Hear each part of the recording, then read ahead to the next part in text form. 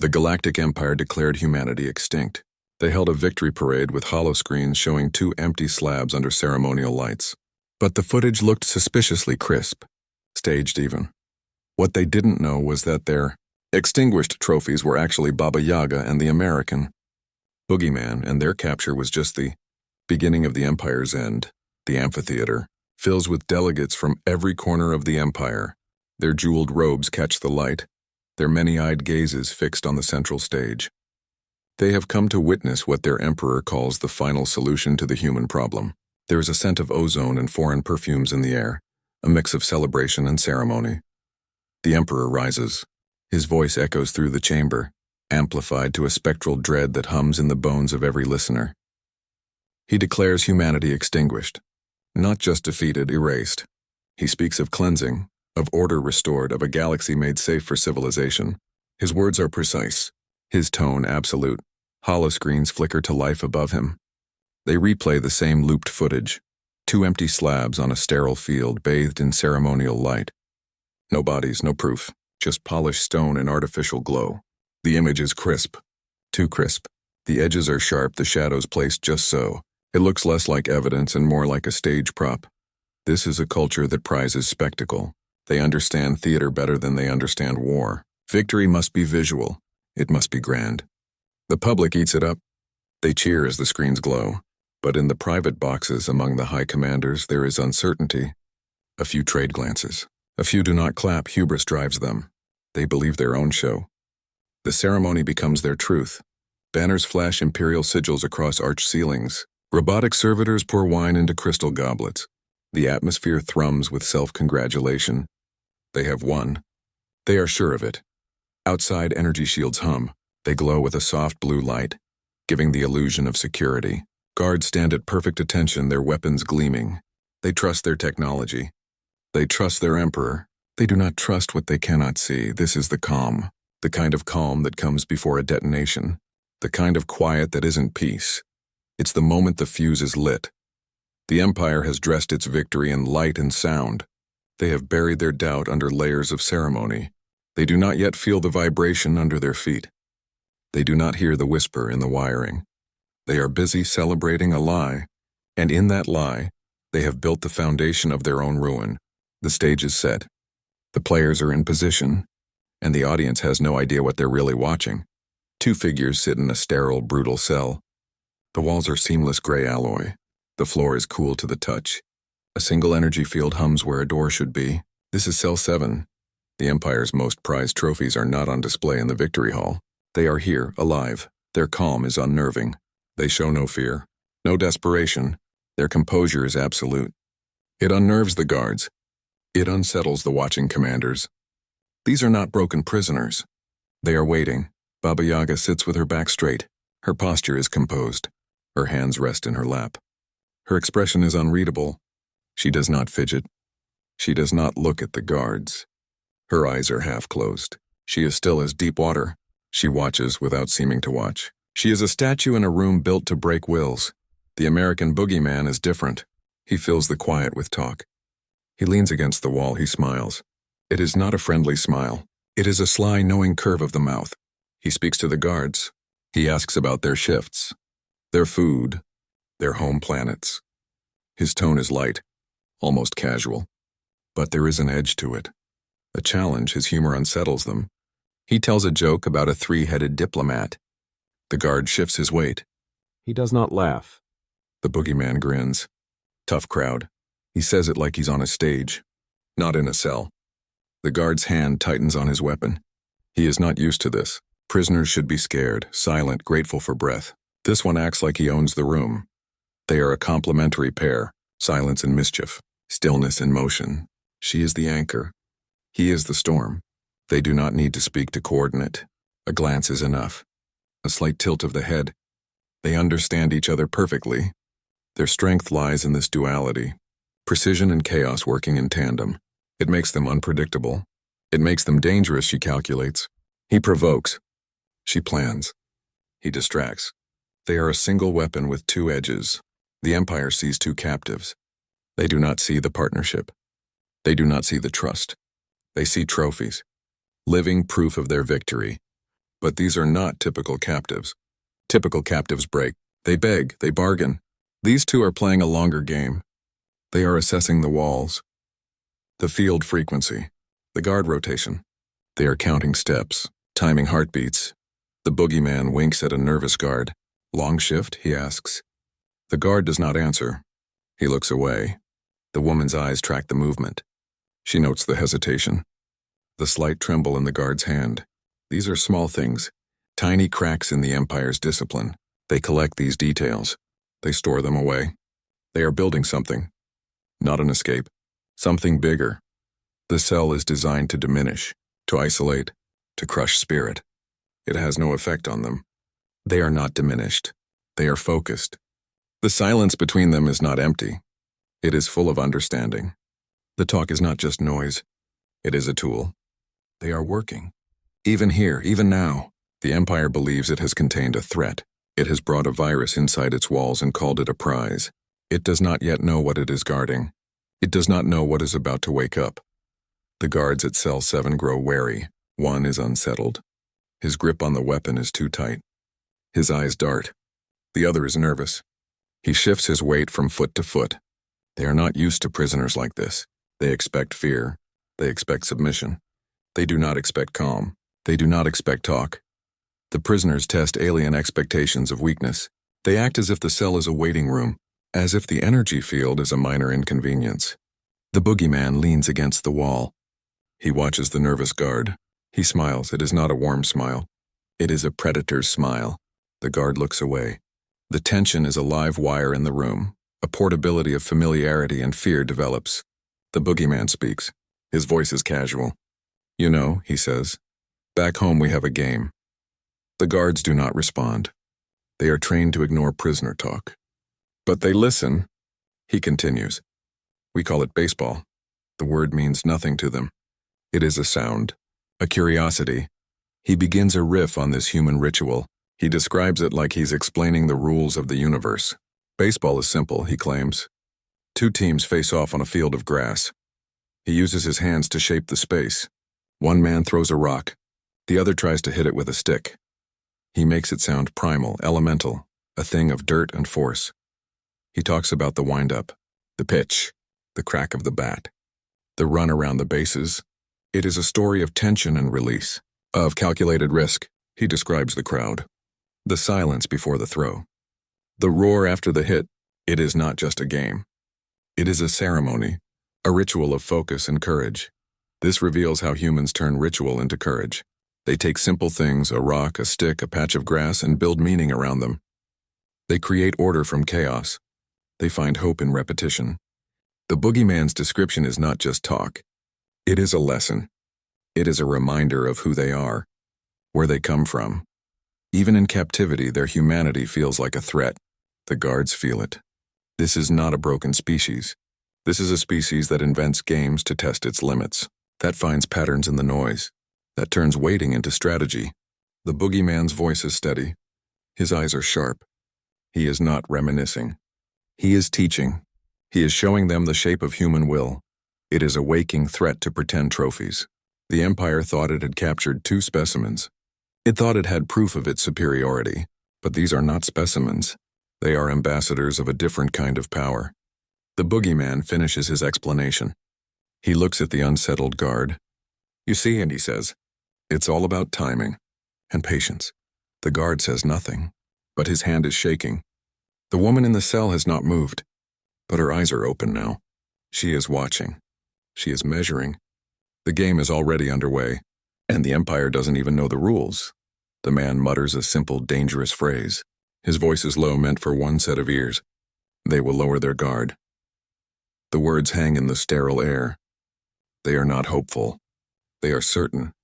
This is not a wish. It is a prediction. He has seen this pattern before. Arrogant powers always make the same mistake. They believe their own show. They think victory means safety. The woman does not look at him. Her eyes remain on the energy field, on the guards beyond. She counters with ancestral wisdom. Her voice is flat, calm. Arrogance precedes collapse. It is an old proverb, one that has outlived empires, one that has been proved true on battlefields and in throne rooms across human history.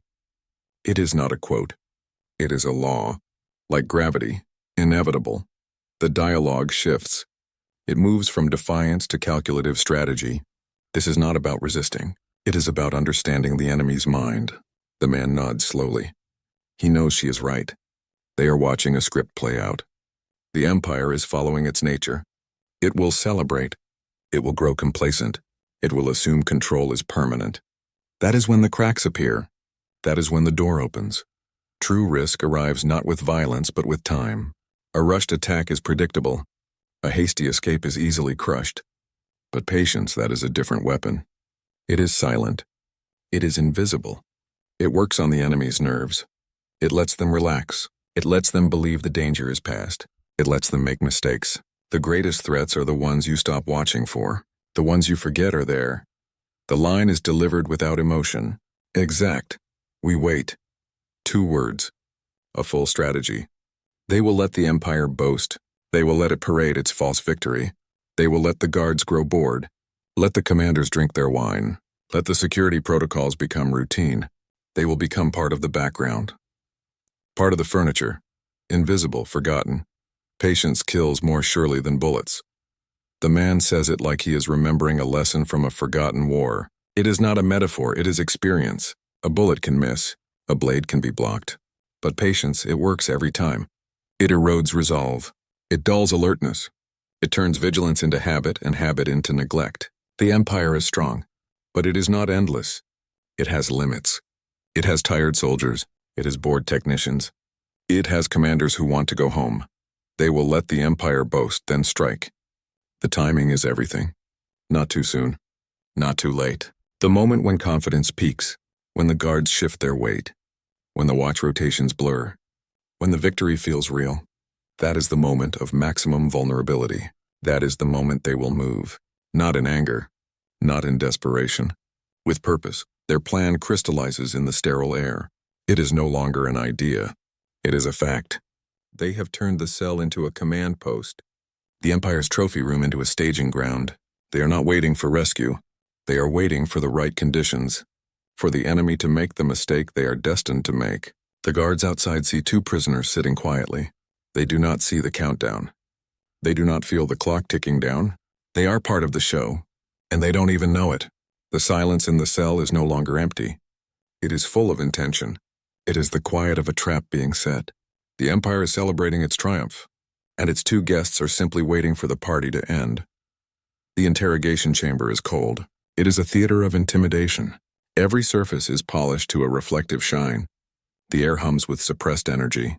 This room is designed to prove human weakness. It is built to break wills, to extract confessions, to demonstrate superiority. The Empire wants a show. They want their delegates to see the final humiliation of mankind. They want to watch hope die. Delegates from across the galaxy watch. They sit in elevated tiers. Their faces are masked or alien. They are here as witnesses, as proof of the Empire's power. They wear silks and metals that catch the low light. They do not talk. They observe. This is a lesson for them too. A reminder of what happens to those who resist. The chamber is silent except for the hum of machinery. It is a tomb with an audience. In the center of the room, a holographic emperor's projection smirks. It is larger than life. It flickers with a soft blue light. The expression is one of absolute contempt. It looks down on the 2 figures held in restraint fields. It is a look that says this is inevitable, that this is justice. The projection does not speak. It doesn't need to. Its presence is the message. This is the end of the road. This is where humanity's story closes. The lights dim briefly. Just a flicker. A half-second of darkness. It is a power flux. A minor systems glitch. Nothing more. To the delegates, it is an annoyance. A technical error. To the 2 prisoners, it is a signal. It is the moment they have been waiting for. The moment of distraction. The moment the guard's attention wavers. The moment the energy field fluctuates, it is a moment of true calculated risk. They have waited for this. They have timed the systems. They have studied the patterns. This is not luck. This is preparation meeting opportunity. The flicker is the crack in the door. The Empire's triumph begins to fracture. It starts small, almost invisible, a flaw in their perfect show. Baba Yaga moves with impossible speed. The restraint field dies with the light. She is free before it reactivates. She does not rise. She flows. Her movement is economical. A single motion. A guard steps forward, weapon raising. He is too slow. She is already inside his guard. Her hand closes on his wrist. She does not fight his strength. She redirects it. She uses his own momentum against him. She redirects the guard's weapon into the wall. The plasma rifle discharges. The blast scorches the polished alloy. The sound is deafening in the silent room. The guard stumbles back, shocked. His weapon is embedded in the wall, smoking. The delegates flinch. The holographic emperor flickers, its smirk frozen. The American boogeyman wrenches free a plasma blade from the guard's belt. He does it in the same moment. His movement is a mirror to hers. Brutal efficiency. He doesn't hesitate. The blade hums to life in his hand. Its light casts sharp shadows on his face. He is not smiling now. His eyes are focused, cold. This is not a game anymore. This is work. Chaos erupts, silencing the Emperor's projection. The delegates scatter. Some rise, some freeze. Alarms blare. Red light strobes across the chamber. Guards rush in from side doors. Their weapons are up. Their formation is broken. They are reacting, not controlling. The two figures are no longer prisoners. They are predators in a cage of their own making. The hologram of the Emperor flickers and dies. The symbol of power is gone. All that is left is the fight. The Empire's carefully staged interrogation has become a battlefield, and they are no longer the ones holding the weapons. The boogeyman begins to carve through the guards. His movements are terrifyingly precise. He does not waste energy. He does not show anger. His face is calm. His eyes track targets. He assesses threats. He prioritizes. He acts. This is not rage. It is a practiced art. He moves like a surgeon. But instead of saving lives, he is ending them. Each motion has purpose. Each step is placed. Each strike is final. He displays a mastery that belies his captivity. The Empire thought it held a prisoner. It held a weapon. His time in the cell was not idleness. It was preparation. He studied the guards. He learned their patterns. He knew their weaknesses before they moved. He understands anatomy, not just human anatomy, alien physiology. He knows where to cut, where to strike, how much pressure to apply. He turns their strength against them. He uses their momentum, their weight, their fear. Each motion is economical. There is no flourish, no wasted movement. He does not spin the plasma blade for show. He uses it like a tool, a scalpel. He parries a strike, steps inside the guard's reach. The blade finds a gap in the armor, a joint, a seam. The guard falls. He is already moving to the next. He does not look back. He does not need to. He knows the work is done. Baba Yaga provides cover. Her silence is deadly. She does not engage in the same way. She creates space. She disrupts. A guard raises his weapon. She kicks a piece of fallen equipment into his path. He stumbles. The boogeyman is there. The blade flashes. Another guard tries to flank them. She meets him. Her hands are empty. She disarms him with a twist of his wrist. The weapon clatters to the floor. She does not pick it up. She does not need it. She is the weapon. They are a coordinated storm in the chamber. They do not speak. They do not signal. They move as one entity. Two parts of a single mind. He attacks. She protects. She creates an opening. He exploits it. They are a perfect circuit of violence, efficient, relentless. The guards are trained soldiers. They are not prepared for this. They are used to order, to formations, to clear enemies. This is chaos with a purpose. This is disorder they cannot control. The spectacle collapses into street-level revelation. The delegates watch from their tiers. They see the Empire's display of power turn into a slaughter. The polished floor is slick with alien blood. The air smells of ozone and burnt flesh. The holographic Emperor is gone. The ceremony is over. All that remains is the fight, and the fight is one-sided. These two are not broken trophies. The Empire thought it had captured symbols. It thought it had proof of its victory. It was wrong. It brought a virus into its heart and called it a prize. It mistook patience for defeat.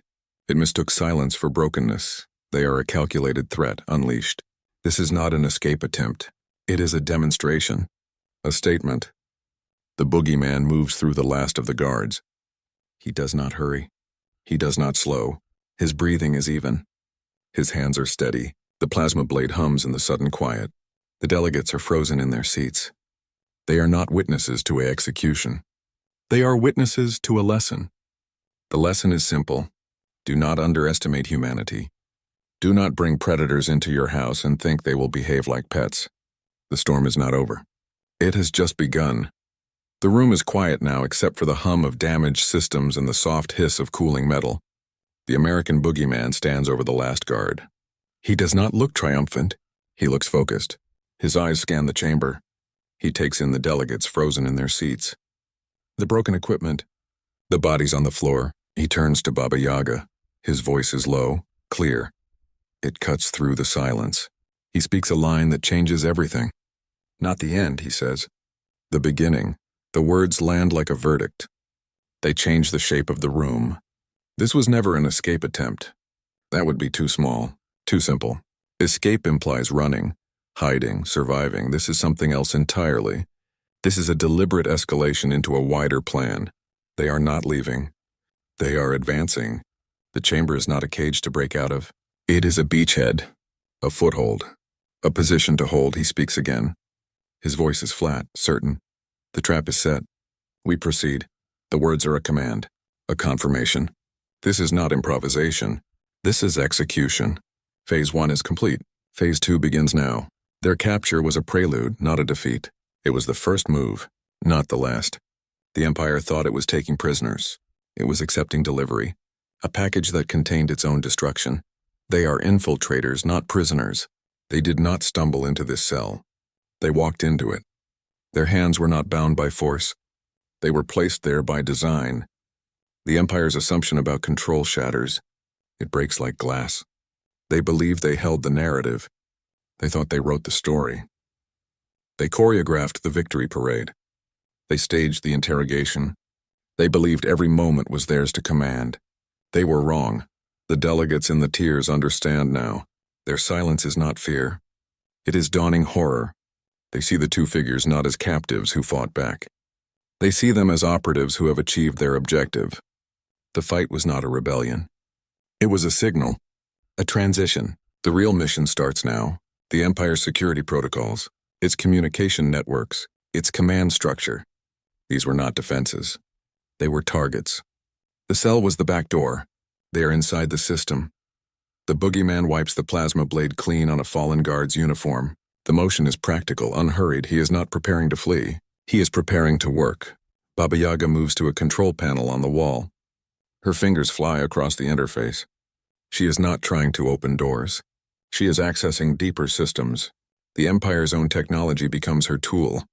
Their captivity gave them time to study, to learn, to map every circuit, every line of code. The Empire's arrogance built this moment. Their belief in their own superiority blinded them. They saw a defeated species. They did not see a determined enemy. They saw two individuals. They did not see a strategy. They collected trophies and called it victory. They brought the virus into the heart of the ship and wondered why it spread. The boogeyman looks at the delegates. His expression is not threatening. It is informative.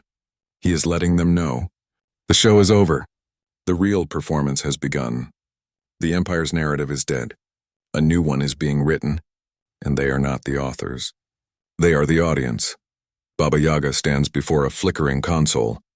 Her hands rest on the interface. She does not look at the delegates. She does not look at the bodies. Her gaze is fixed on the screen. Data streams across it. Codes, frequencies, encrypted channels. She speaks. Her voice is cold, flat. It carries no emotion. It carries only fact. The message is sent. A pause. A beat of silence. To Earth to begin, the story pivots. It is no longer about escape. It is about sabotage. This was the plan from the start. The fight in the chamber was a distraction, a necessary noise to cover the real work. They are not trying to get out. They are trying to get in, deeper, into the Empire's nervous system. Into its mind, they are wiretapping Imperial networks. The console in front of her is not just for show. It is a gateway, a back door they forced open during the blackout.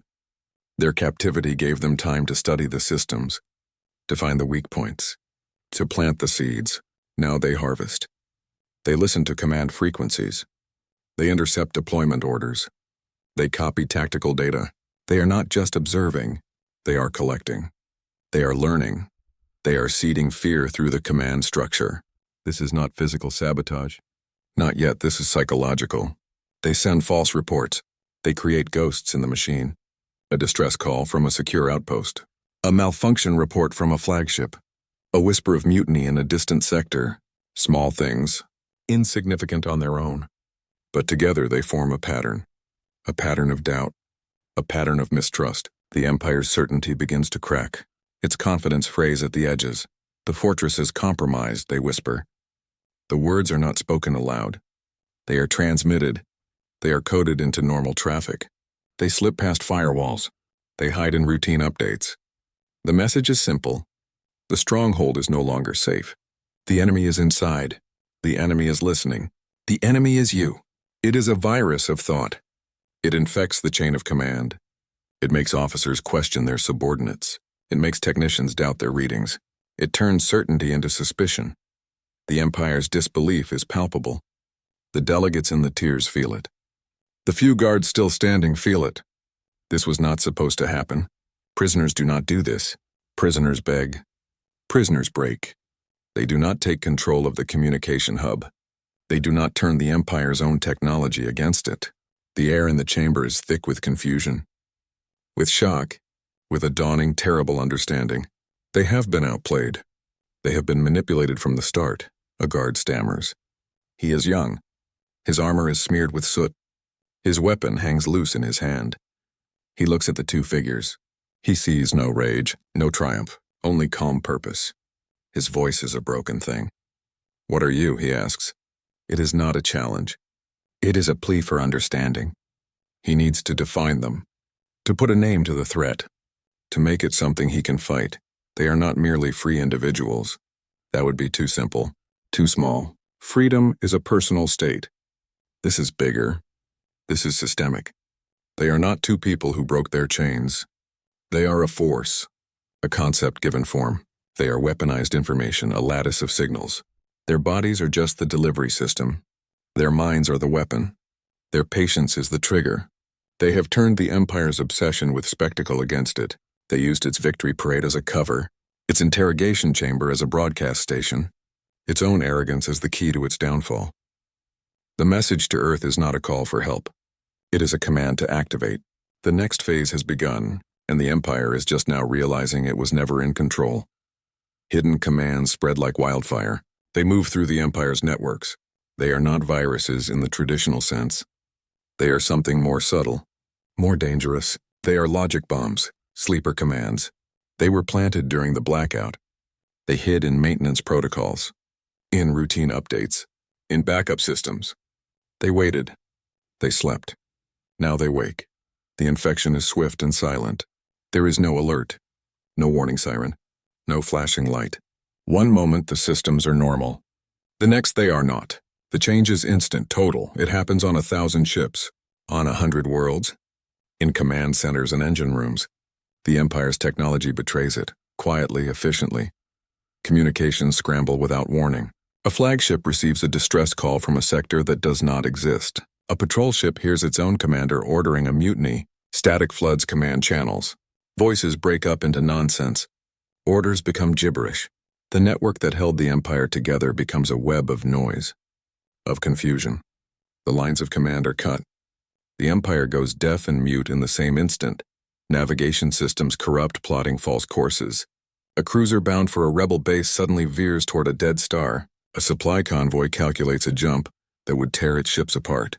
The star maps glitch. Safe lanes become minefields. Empty space becomes a solid wall on the sensors. The Empire's ships are lost in their own territory. They are blindfolded in a room they built. Weapons misfire, turning on their own carriers. A turret on a destroyer swivels and fires into its own hangar bay. A fighter's missiles lock onto its wingman. Defense grids activate without command, targeting friendly vessels. The Empire's strength becomes its weakness. Its firepower becomes its executioner. The soldiers do not understand. They follow procedures. They push buttons. Their own machines kill them. Command channels devolve into pure chaos. Admirals shout orders that are never received. Technicians report failures that are not real. Panic spreads faster than the data corruption. The chain of command shatters. It becomes a broken thing. A rumor mill fueled by fear. Officers question every transmission, every reading. They trust nothing. They trust no one. The system designed for control now breeds paranoia. The Empire's technological advantage vanishes. It was their pride, their proof of superiority. Their ships were faster. Their weapons were stronger. Their networks were seamless. Now that advantage is gone. It is not defeated by a stronger enemy. It is undone from within. The technology they relied on has become a liability, a trap they built for themselves. It becomes their greatest vulnerability. They thought their walls were high. Their gates were strong. They never considered the enemy would not attack the walls. They would poison the well inside. They would turn the locks on the gates. The Empire's might was in its machines. Its mind was in its systems. That mind is now sick. It is screaming. It is breaking. Their own systems turn against them. This is not an invasion. It is a reversal, a subversion. The Empire is not fighting an external force. It is fighting itself. Its communications, its navigation, its weapons. These are not tools anymore. They are enemies. They are rebels. The Empire built a perfect interconnected machine, and the humans simply showed it how to devour itself. The digital plague does not destroy hardware. It destroys trust. It destroys order. It leaves the Empire whole on the outside and utterly rotten within. The fortress is still standing, but its soul is dead. The nature of the stronghold shifts utterly. It was designed to keep threats out. Thick walls, energy fields, guard patrols. Every system built to repel invaders, to maintain control, to project power. Now it traps the panic inside. The walls do not protect. They confine. The fields do not shield. They imprison. The guards do not secure. They witness. The fortress is no longer a fortress. The word implies safety, defense, a place of strength. This is no longer that. It is a coffin rattling with fear. The Empire built its own tomb and locked itself inside. The structure remains. The purpose has inverted. What was meant to intimidate now terrifies its creators. The design has turned against them. Every corridor echoes with confusion. Voices shout orders that conflict. Alarms blare with no clear reason. Boots pound on polished floors. The sound is not discipline. It is chaos. The hallways are not routes of control. They are paths of desperation. The Empire's soldiers run. They do not know where. They do not know why. They only know something is wrong. Deeply wrong. Every door seals a new tomb. Bulkheads slam shut. Emergency protocols activate. They are meant to contain breaches, to isolate damage. Now they trap crews in darkness. They separate units. They create pockets of isolation. A team sealed in a mess hall. Officers locked on the bridge. Technicians trapped in engineering. Each closed door is another nail in the coffin. The Empire's safety measures become its death sentence. The Empire's pride shatters under cascading failures. They believed in their technology, their discipline, their superiority. That belief is gone. It breaks like glass. The systems they trusted betray them. The protocols they wrote ensnare them. The soldiers they trained falter. The pride was not just arrogance. It was blindness. They did not see the flaws. They did not see the trap. The trap unfurls across the galaxy. It is not contained to the fortress. The digital plague spreads. Ships lose their way. Communications fracture. The infection moves through the Empire's veins. It reaches outposts. It touches fleets. It whispers into command centers light years away. The Empire's reach becomes its vulnerability. Its size becomes its weakness. The trap is not a single event. It is a wave. A tide turning. It is a snare around prey too proud to notice. The Empire thought it was the hunter. It thought it held the leash. It never felt the noose tighten. The signs were there. The prisoners' calm. The staged footage. The minor system glitches. They dismissed them. They celebrated instead. They held a parade. They displayed their trophies. They never asked why the trophies did not struggle, why they did not break. The snare was set with their own arrogance, their own need for spectacle, their own belief in their invincibility. The fortress stands. Its lights still glow. Its engines still hum. But it is dead. A corpse pretending to be alive. The life has gone out of it. The certainty has drained away. What remains is fear, confusion, the slow dawning realization that they are not in control. They never were. The humans let themselves be captured. They walked into the cage, and then they locked it from the inside. The Empire is not under attack. It is undergoing a transformation. From power to prison, from fortress to coffin, and the two who started it are still inside, moving through the halls, turning the screws. The Empire built the box. Now they have to lie in it. The two predators press their advantage inward. They do not retreat. They do not hide. They move deeper into the fortress. They navigate corridors they have never seen. They use knowledge gained during captivity. They move with purpose. They are not lost. They are hunting. Their different energies frame a new warfare. This is not a battle of armies. It is a clash of philosophies. The Empire fights with numbers, with technology, with visible power. The humans fight with psychology, with unpredictability, with fear. They understand that the strongest fortress has a weak point, the mind of the defender. Tension builds as joyful bravado meets cold precision. The boogeyman moves with a terrifying glee. He does not run. He walks, he hums a tune. It is a human song. The sound echoes in the empty halls. It is cheerful, out of place. It makes the silence heavier. He kicks a dropped helmet. It clatters against the wall. The noise is sharp, sudden. He laughs. The sound is genuine. It is not forced. He is enjoying this. That is what makes it worse. Baba Yaga is a specter of absolute focus. She does not make sound. She does not smile. Her eyes scan everything, doors, vents, control panels. She notes camera positions. She memorizes patrol patterns. She is a machine of observation. Her movements are efficient. Silent, she does not waste energy. She conserves it. She is saving it for the strike. The two are a perfect contrast. Chaos and order, noise and silence. They work together without speaking. They are two parts of one weapon. They weaponize the very fear they create. The Empire's soldiers break, not from wounds, but from dread. A squad hears the humming. They round a corner. They see the boogeyman leaning against a wall. He waves, he asks if they are lost. They freeze. They do not shoot. They are confused. This is not how enemies behave. He should be afraid. He should be fighting. His calm is more frightening than anger. They hesitate. That hesitation is fatal. Baba Yaga appears behind them. She does not make a sound. They never see her coming. They realize they are not fighting soldiers. They are being hunted by forces they cannot comprehend. This is not a war they trained for. Their drills were for frontal assaults, for fleet engagements, for clear enemies in uniform. This is something else. An enemy that appears from shadows, that laughs while killing, that moves through their home like a ghost. They cannot predict them. They cannot anticipate them. They can only wait, and dread the hunters have decided when to strike. They control the tempo. They choose the battleground. They use the Empire's own fortress against it. They turn corridors into ambush points. They use maintenance shafts to bypass defenses. They are not invaders. They are residents. They know the layout better than the guards. They move with a confidence that unnerves the soldiers. The Empire built this place to be a symbol of power. The humans have turned it into a hunting ground, and they are the only predators in it. The soldiers are not defenders anymore. They are prey, and they know it. That knowledge is the real weapon, the one that breaks them before the first shot is fired. The chilling acknowledgement finally dawns. It starts in the command center. The air is thick with static and panic.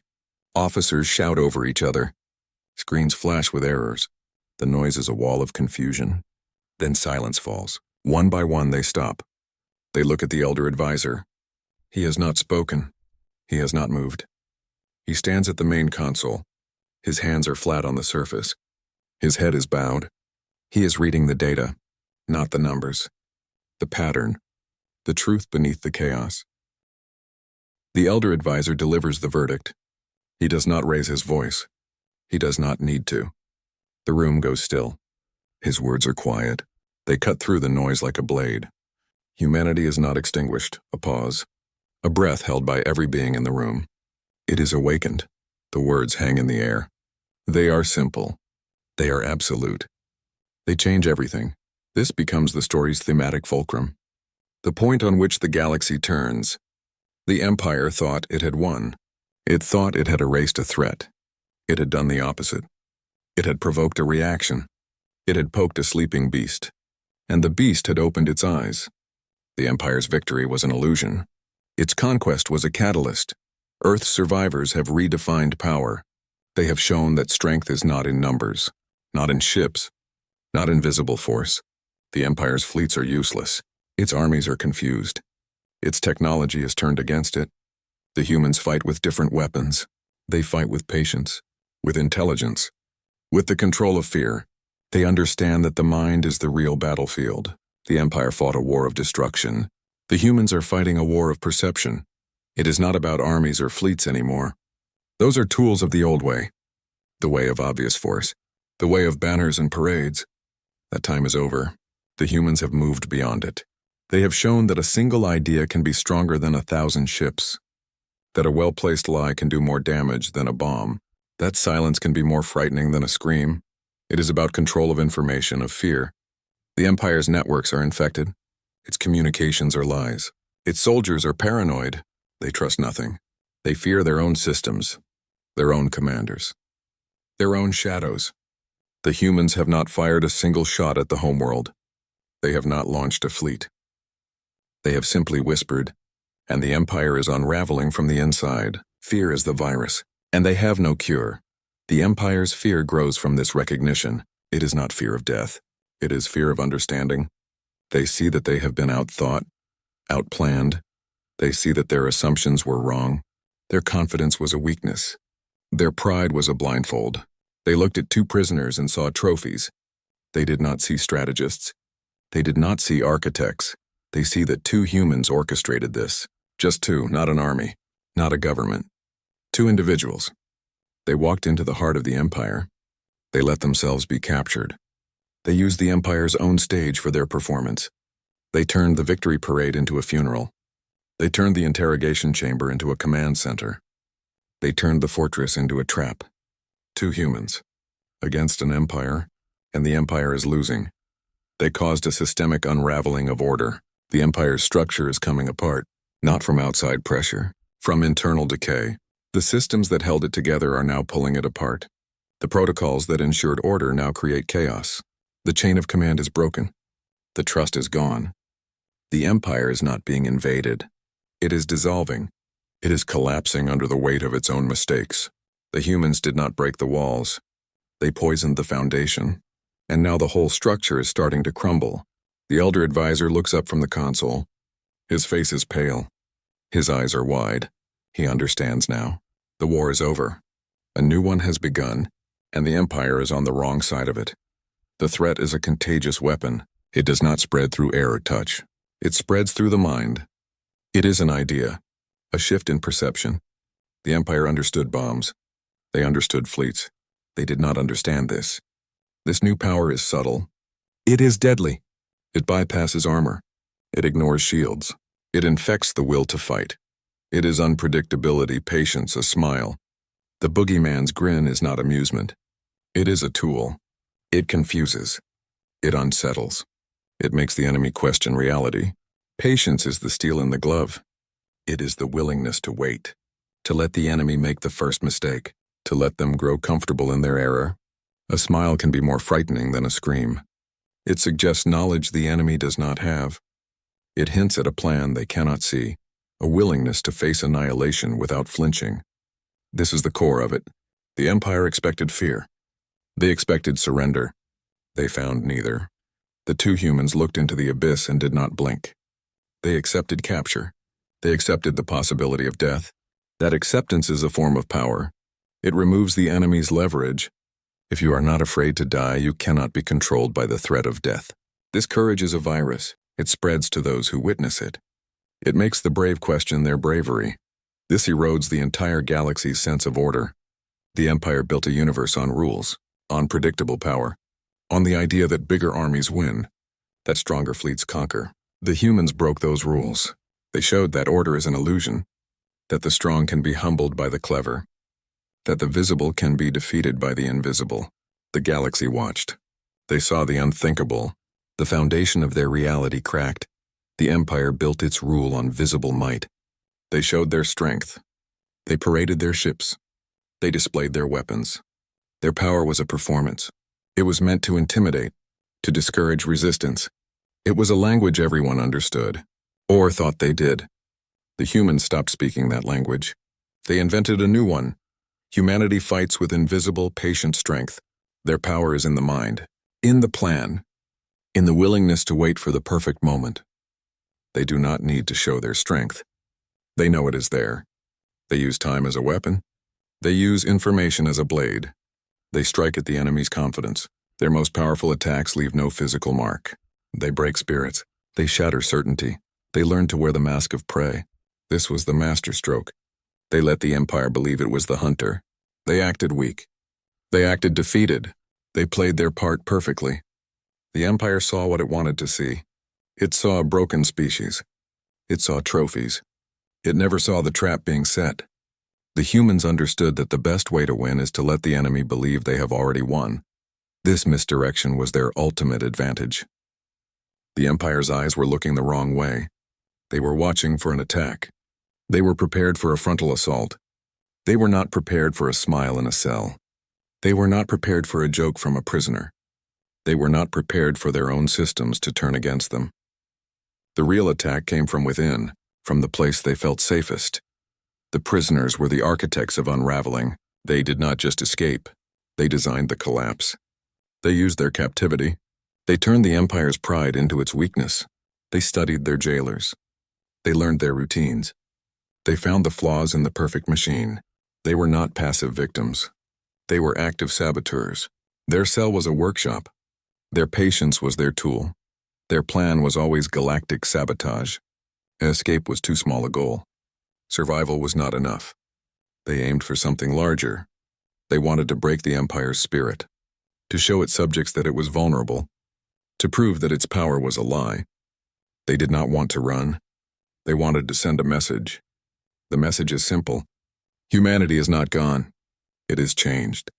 It is awake, and it remembers every insult, every loss, every burned world. The bill has come due, and the Empire is paying it in confusion and fear. The pair exchange a final, chilling vow. They stand amid the chaos they have created. The air smells of ozone and burnt metal. Alarms blare in the distance. They do not shout. They do not need to. Their voices are calm. They speak to each other, but the words are for the galaxy. The setup is simple. One says not to all. The words are flat. They carry no emotion. They are a statement of fact. A correction. The Empire thought it was fighting two individuals. It was wrong. It was fighting an idea, a species, a will. The two were just the tip of the spear, the first movement of the hand. Now the whole arm moves, the tension is absolute. The other answers, now we hunt. The reply is immediate. It is an acceptance, a confirmation. It is not a threat. It is a promise. The time for waiting is over. The time for patience is done. The trap has sprung. The next phase begins. The word hunt changes everything. It is not a defensive action. It is an offensive one. It is proactive. It is chosen. This signals a shift in the galactic balance. The power dynamic is inverted. The Empire is no longer the hunter. It is the prey. The humans are no longer the quarry. They are the pursuers. The balance of fear has tipped. The galaxy will feel it. Every world, every ship, every being who thought humanity was extinct will learn the truth. The truth is more frightening than extinction. Humanity will not merely survive this insult. Survival is the minimum, the baseline. It is not enough. The Empire tried to erase them, to make them a memory, a lesson for others. That insult demands an answer. The answer is not just to live. It is to dominate. To ensure such an insult never happens again, the response must be proportional. It must be absolute. It will become the dominant predator. This is the new reality. The Empire ruled through visible force, through fleets and banners. Humanity will rule through invisible pressure, through fear and certainty. They will be the thing in the dark. The shape at the edge of vision, the whisper in the secure channel. They will be the reason for double-checking locks, the reason for distrusting a quiet room. They will be the new law. They will decide the time and place of engagement. This is the core of the new power. The Empire attacked when it was ready. It chose the battlefield. It set the terms. Those days are over. Now the humans hold that card. They will strike when they are ready. Where it hurts most, They will use patience as a weapon. They will let the Empire sweat. Let it wonder. Let it dread. The uncertainty will be part of the attack. The Empire's rulers finally understand their foe. The realization is a physical blow. It hits them in the command center, in the throne room, on the bridge of every ship. They see the two figures on their screens. They hear the vow. They understand now. They were not fighting soldiers. They were fighting a concept, a force of nature. They tried to kill a ghost with a hammer. They failed. They faced the shadow at the edge of the fire. The metaphor is perfect. The fire is their civilization, their light, their comfort, their security. The shadow is what lies just beyond. The unknown, the threat that watches, that waits. The Empire thought its light was safety. Now it knows the light just makes the shadows deeper. The humans are that shadow, patient, unblinking.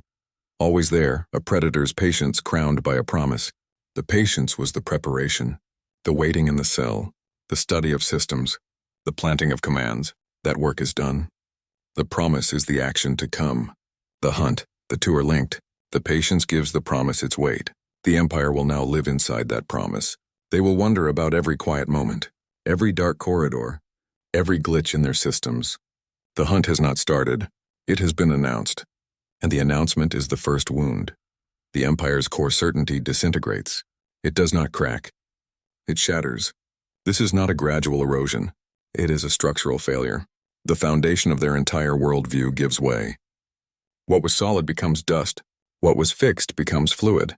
They are adrift in a universe they no longer understand. The rules have changed. They did not get the memo. Their belief in their own supremacy was absolute. It was not an opinion. It was a fact of nature. Like gravity, like the speed of light, they were the pinnacle. The end of evolution, the masters of the galaxy. This belief was their strength. It unified them. It drove them. It justified every action, every conquest, every extermination. They never questioned it. They never had to. That belief is now a liability. It is a weight around their neck. It blinds them to the truth. It prevents adaptation. It makes them predictable. Their certainty was a suit of armor. Now it is a prison. They cannot see the new reality because they are still looking at the old one. The map no longer matches the territory. They are lost in a country they thought they owned. Every protocol, every assumption is questioned. Soldiers hesitate before following orders. Technicians double-check systems they once trusted implicitly. Commanders look at their subordinates with suspicion. The standard operating procedures are now traps. The rules of engagement are obsolete.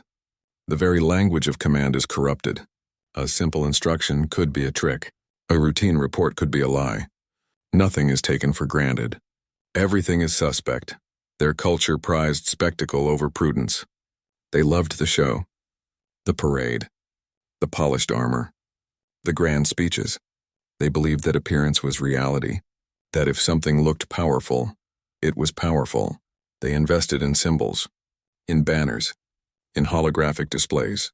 They neglected the substance, the infrastructure, the quiet, unglamorous work of real security. They built a beautiful facade. They forgot to reinforce the walls behind it. That spectacle masked a far different reality. Behind the shining parade there were whispers. Behind the Emperor's confident declarations there was doubt. The victory was not as clean as it looked. The defeat was not as total. The footage was suspiciously crisp, staged even. Some noticed. Some wondered. But the spectacle was too loud. The doubt was a whisper in a hurricane. It was easier to believe the show. The tension between public triumph and private doubt. This was the crack in the foundation. The public face was confidence, victory, mastery. The private reality was unease, uncertainty, a nagging feeling that something was wrong. This dissonance grew. It festered. It created a weakness the humans exploited. The Empire was fighting two enemies, the humans outside, and its own insecurity within. This tension became the engine of their downfall. It was not an external force that broke them. It was this internal stress. The pressure of maintaining a lie. The energy spent projecting strength while feeling weak. The humans simply gave the crack a tap. The Empire did the rest of the work itself. It collapsed under the weight of its own contradiction. They celebrated a victory that did not exist. The drinks were poured. The speeches were made. The delegates cheered. They were toasting a phantom, a story they told themselves. The reality was still out there, waiting, planning. The celebration was a performance in an empty theater. The audience was the only one who didn't know the play was a tragedy.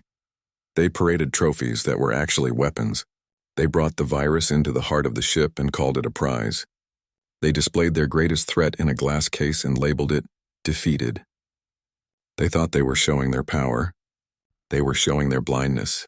The two figures in the cell were not symbols of their victory. They were the detonators, and the Empire had just handed them the trigger. The actions of two echo across stars. Their impact is disproportionate to their number. They proved that a single idea can be mightier than a fleet. That idea is patience, not passive waiting. Active, deliberate, strategic patience, the kind that studies, that learns, that plans. They sat in a cell and mapped the Empire's soul. They found every weakness, every crack, every arrogant assumption. Then they pressed. They proved that intelligence can defeat brute force. The Empire had ships, armies, technology. They had minds. They had will. They turned the Empire's strength against it. Its own networks became weapons.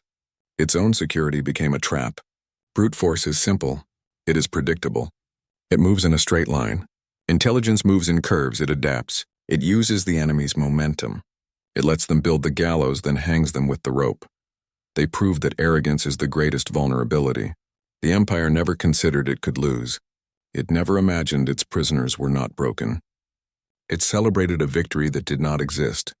It paraded trophies that were weapons. Its certainty was its blind spot. The humans walked right through it. They did not need to be stronger. They just needed the enemy to be overconfident. And the enemy obliged. They leave a legacy of strategic brilliance, a new way of war, a new way of power. It is not written in stone or metal. It is written in the Empire's failure. The lesson is there for any who care to read it. Do not assume superiority. Do not believe your own spectacle. Do not bring the wolf into your house and call it a dog. The cost of ignorance is total. The price of arrogance is defeat. A new chapter in galactic history begins. The old order is broken. The Empire's certainty is gone. Its invincibility is a myth. The galaxy has seen the truth. Power is not about size. It is about cleverness. It is about nerve. It is about the will to wait, to endure, to strike at the perfect moment. The humans have rewritten the rules. They have shown that the underdog can become the top dog. Not by matching force with force, by being smarter, by being patient, by being utterly unpredictable. It is a lethal prologue, not a final conquest. This is not the end of the story. It is the beginning of a new one. The Empire's fall is just the opening scene. The humans are not conquerors in the old sense. They are not here to rule through fear of fleets. They will rule through fear of the unknown, through the dread of the quiet moment, the unease in the secure channel, the shadow at the edge of the fire. Their power is psychological. It is eternal. It does not need to be displayed. It only needs to be believed. The two infiltrators are gone, but their work remains. The digital plague spreads. The communications are still scrambled. The navigation systems are still corrupted. The Empire is still unraveling. The legacy is not a statue. It is a changed galaxy, a shift in the balance of power. A new respect for the quiet, the patient, the seemingly weak. The Empire thought it was burying humanity. It was planting a seed, and now that seed has grown. Its roots are deep. Its branches are long, and its shadow is falling across every star. The hunt has been announced. The game has changed, and the Empire is not even a player anymore. It is the board, and the pieces are moving without it. The bill for imperial pride comes due. It is not a subtle charge. It is a total extraction. The Empire's accounts are empty. Their currency of confidence is worthless. They built an economy on certainty. Now they face bankruptcy of the spirit. The cost is measured in lost control. This is the real price. Not ships or soldiers. Not territory control, the ability to command, to be obeyed, to have your word become reality. That is gone. The Empire's grip on its destiny has slipped. Its fingers are loose. The thing it held is falling. It is paid in broken communications and misfired weapons. The silent evidence of failure. A command center where screens show only static. A battleship where its own turrets have blasted holes in its hull. The tools of power have turned inward. They attack the hand that built them. The Empire's voice is a scream lost in a storm of its own making. Its strength is a fist that punches its own face. It is paid in the terror of their soldiers. This is the human cost, not death. Fear. The kind that lives in the gut. The kind that makes a veteran's hand shake. That makes them jump at shadows. They are not afraid of an enemy. They are afraid of their own equipment, their own orders, their own silence. They are afraid of the next glitch, the next misfire, the next whispered rumor that turns out to be true. This terror is more corrosive than plasma. It eats discipline from the inside. The downfall is devastating because it was self-inflicted. No grand fleet defeated them. No superior technology overwhelmed them. They did this to themselves. Their own choices, their own blind spots, their own need for a show. The wound is deeper because they held the knife. The shame is absolute because they have no one to blame. Their overconfidence built the trap they now occupy. They designed every component. They chose the stronghold. They designed the cell. They wrote the security protocols. They staged the execution footage. They crafted the narrative of their own victory. Every piece of the snare was fashioned by their own hands. They just didn't know they were building their own prison. They thought they were building a throne. They provided the stage for their own humiliation. The amphitheater, the delegates, the holographic emperor, the ceremonial lights. It was all their production. They hired the actors. They wrote the script. They sold the tickets. They just didn't know the lead roles had rewritten their lines. They didn't know the play was a tragedy and they were the tragic figures. The victory parade was the first act of their defeat. The cheering crowds, the flashing banners, the declared end of history. It was not a celebration. It was a funeral procession. They were mourning their own future and calling it a party. They were dancing on their own grave. Their ceremony was their undoing. The love of spectacle, the need for a clean, crisp story, the desire for a neat ending. That was the weakness. The humans understood ceremony. They understood narrative. They let the Empire have its show. They gave them the footage they wanted, the empty slabs, the polished stone. They let them have their perfect staged victory, because a perfect story is always a lie, and lies are fragile. They shatter under the slightest pressure of truth. They were the architects of their own coffin. They measured the wood. They drove the nails. They chose the lining. They even lowered themselves into the ground. All the humans did was hand them the shovel. The Empire's pride was the engine. Its arrogance was the fuel. Its downfall was the destination. And they never saw the road they were on until they arrived at the end of it. The Empire's journey ends in dawning horror. They believed they had extinguished humanity. Instead, they provoked its awakening. They mistook patience for defeat, silence for surrender. Their own arrogance became the weapon that unmade them. Their grand spectacle was a funeral for their certainty. They realized the extinguished were their ultimate undoing. The hunt has been declared. On Earth, 2 glasses are raised. A quiet clink echoes in the stillness. The message is clear. The hunters are home. The prey is scattered. The galaxy holds its breath. Now we hunt.